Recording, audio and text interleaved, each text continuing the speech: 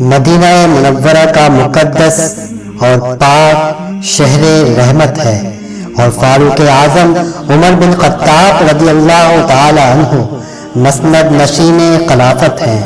سر انور پر خلافت نبوی کا تاج سج رہا ہے، اور ہر طرف عدل و انصاف کا ڈنکا بج رہا ہے۔ آدھی رات کا وقت ہے، دیار حبیب کے خوش نصیب باشندے اپنے اپنے گھروں میں استراحت فرما ہے۔ اس آدھی رات کے وقت اس پاک شہر میں ایک نقاب پوش اپنے ایک ساتھی کے ہمراہ شہر کا چکر لگا رہا ہے، اور ہر گلی کوچے اور ایک ایک مکان کو بغور دیکھتا ہوا جا رہا ہے۔ اچانک اس نے ایک مکان سے دھندلی سی روشنی نکلتی دیکھی۔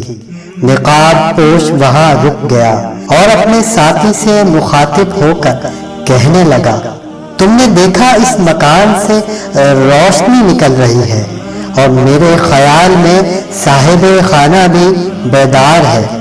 ساتھی نے کہا، ہاں حضور، ایسا ہی ہے، اور سنیے تو بچوں کے رونے کی بھی آواز آ رہی ہے، اور دیکھیے یہ غالباً بچوں کی ماں کی آواز ہے جو انہیں سمجھا رہی ہے اور چپ کرا رہی ہے۔ نقاب پوش کہتا ہے، خاموش رہ کر سنو اور غور کرو یہ قصہ کیا ہے۔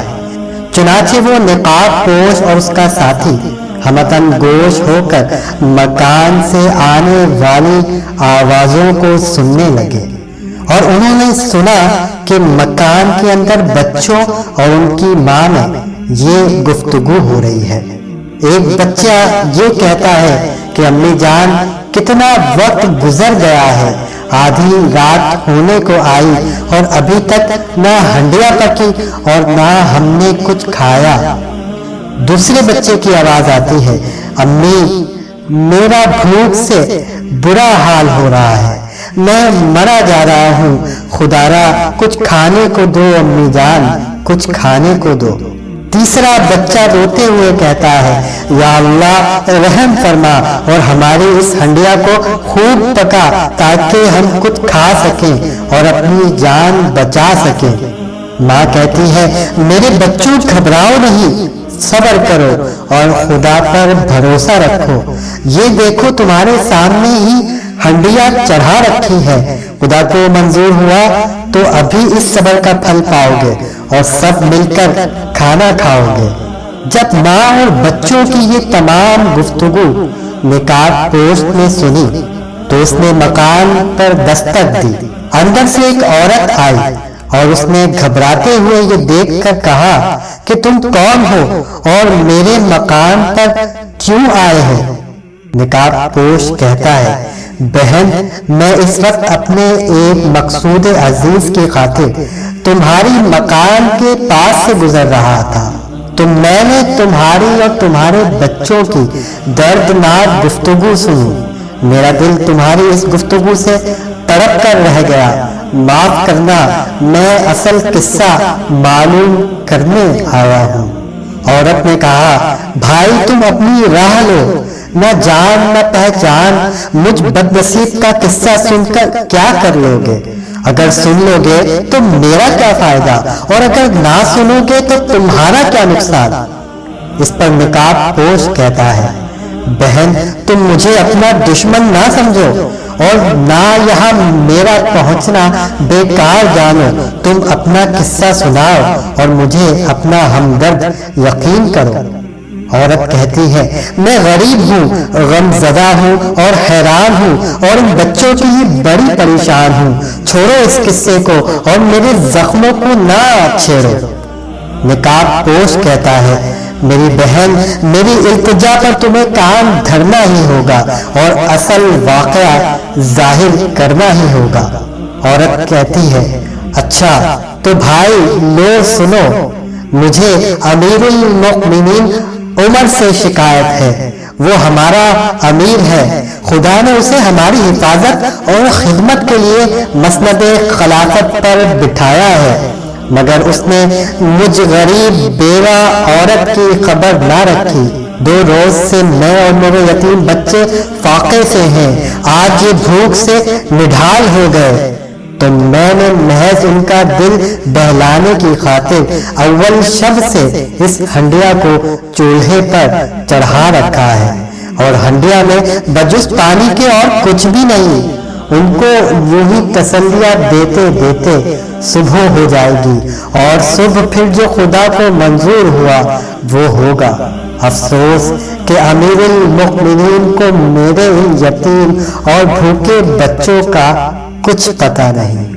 یہ باتیں نقاب پوش سن کر انتہائی غمزدہ آواز میں کہتا ہے، میری بہن، لیکن عمر کو کیا خبر کہ تم اس حال میں ہو؟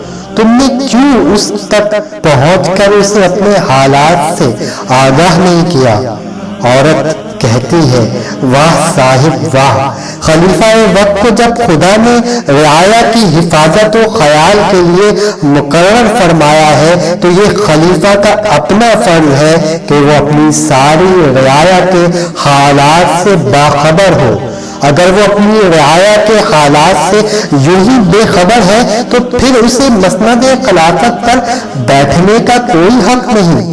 آج اس نے میرے ان یتیم بچوں کی خبر گیری نہیں کی تو کل میں انشاءاللہ کملی والے رسول اللہ صلی اللہ علیہ وآلہ وسلم کے سامنے عمر کی شکایت کروں گی۔ نقاب پوش یہ سن کر رونے لگا اور فوراً ہی مکان سے نکلا، اور تھوڑی دیر کے بعد اپنی پیٹھ پر آٹے کی ایک پوڑی اٹھائے ہوئے دوبارہ اس عورت کے مکان میں حاضر ہوا، اور بوری کو پیٹ سے اتارا اور اپنے کپڑے جھاڑے اور اپنے ساتھی سے مخاطب ہوا، الحمدللہ آٹے کی بوری میں اٹھا کر لے آیا ہوں۔ اس پر نقاب پوش کا ساتھی کہتا ہے، حضور میں نے عرض کی تھی کہ میں بوری اٹھا لیتا ہوں، مگر آپ نے میری عرض کو قبول نہیں فرمایا۔ اس پر نقاب پوش اپنے اس ساتھی سے کہتا ہے، کیا قیامت کے دن بھی میرا بوجھ اٹھا لو گے؟ اگر نہیں تو پھر یہاں بھی یہ بوجھ مجھے کو اٹھانا مناسب تھا۔ عورت یہ تمام منظر دیکھ کر کہتی ہے کہ بھائی خدا تم پر ہزار ہزار برکتیں نازل فرمائے، تم تو کوئی فرشتہ خصلت انسان ہو۔ میں تو اب بہت شرمندہ ہوں کہ آخر تمہیں اپنا قصہ سنایا ہی کیوں کہ تمہیں ناحق کوفت میں اور مشکل میں ڈالا۔ نقاب پوش کہتا ہے، ان باتوں کو رہنے دو میری بہن، اور مجھے اپنا فرض ادا کرنے دو۔ نقاب پوش نے پھر بوری سے آٹا نکالا، خود ہی گوندھا اور خود ہی آگ سلگائی۔ ساتھی کا بیان ہے کہ چولہے میں پھونک مارتے ہوئے میں نے نقاب پوش کی داڑھی سے دھواں نکلتے دیکھا۔ روٹیاں بھی خود ہی اس فرشتہ خصلت انسان نے پکائی اور پھر ان بچوں کو کھلائی، اور پھر ان روتے ہوئے یتیم بچوں کو کھانا کھلا کر خوش طبعی کی باتیں کر کر ان بچوں کو ہنسایا اور کہا، میں چاہتا ہوں کہ جن آنکھوں سے میں نے ان بچوں کو روتے ہوئے دیکھا ہے انہی آنکھوں سے انہیں ہنستے ہوئے بھی دیکھوں۔ نقاب پوش کا یہ سلوک رحمت دیکھ کر وہ عورت اس نقاب پوش سے بڑی متاثر ہوئی اور بولی، اے نیک دل انسان، تم نے تو کمال کر دیا اور ہم غریبوں کو خوشحال کر دیا۔ نقاب پوش نے کہا، اے میری بہن کیا واقعی تم خوش ہو؟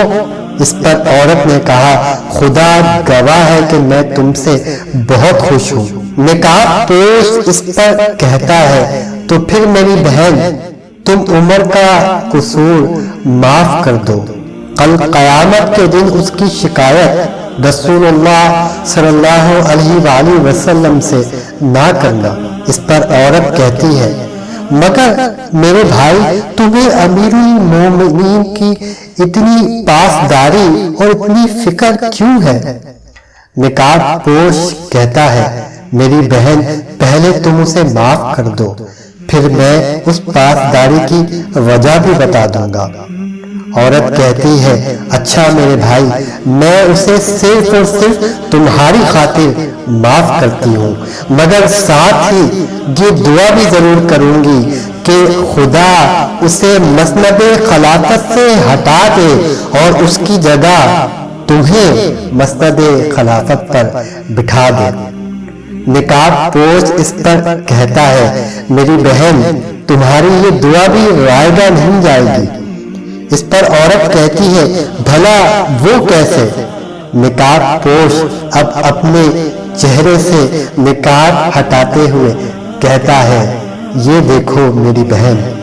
عورت جب اس نقاب پوش کا چہرہ دیکھتی ہے تو حیران اور ششدر رہ جاتی ہے کہ وہ اور کوئی نہیں بلکہ خود امیر المؤمنین حضرت عمر فاروق رضی اللہ تعالی عنہ ہے۔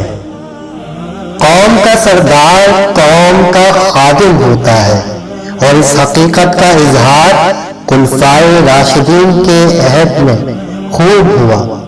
حضرت عمر فاروق رضی اللہ تعالی عنہ اتنی بڑی اور بلند شان کے باوجود راتوں کو اپنی رعایا کی خبر گیری کرنے کے لیے گشت کیا کرتے تھے، اور جہاں بھی انہیں اپنی رعایا میں سے کوئی مصیبت زدہ یا مشکل میں نظر آتا تو اس کی فوری طور پر امداد فرماتے اور اپنے فرض کو بخوبی اور باحسن ادا فرماتے۔ کاش آج ہمارے حکمران بھی حضرت عمر فاروق رضی اللہ تعالی عنہ کی مثالی حکومت سے سبق حاصل کریں۔